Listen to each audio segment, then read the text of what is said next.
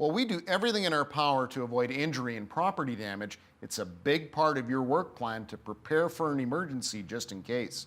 This preparation won't make it safer for just you and your employees, but also for emergency medical staff so they know what they are dealing with before they arrive on site. Joining me now is Jason Prokopets with STARS, and the first thing I wanted to ask you is, what does STARS do? STARS is a not-for-profit organization that provides care and transport for the critically ill and injured.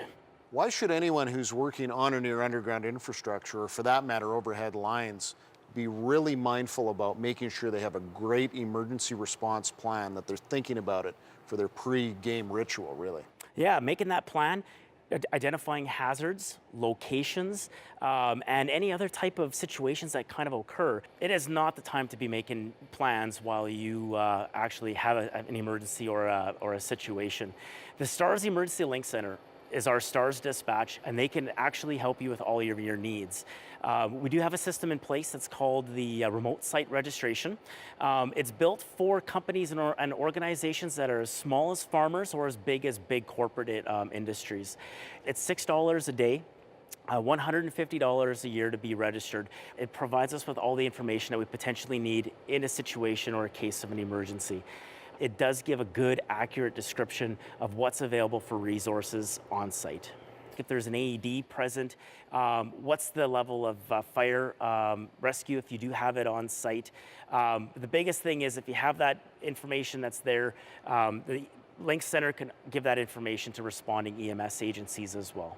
Somebody hits underground infrastructure. It's clearly an emergency situation where they need EMS assistance. What do you tell them to do? Please don't repair it. Get to a safe spot and provide as much information you can to 911.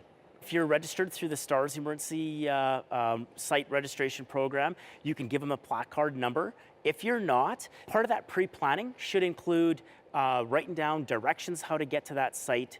GPS coordinates are always a good thing to even give 911 dispatch, or just being prepared and having a good detailed plan and a direction on how to get to that site.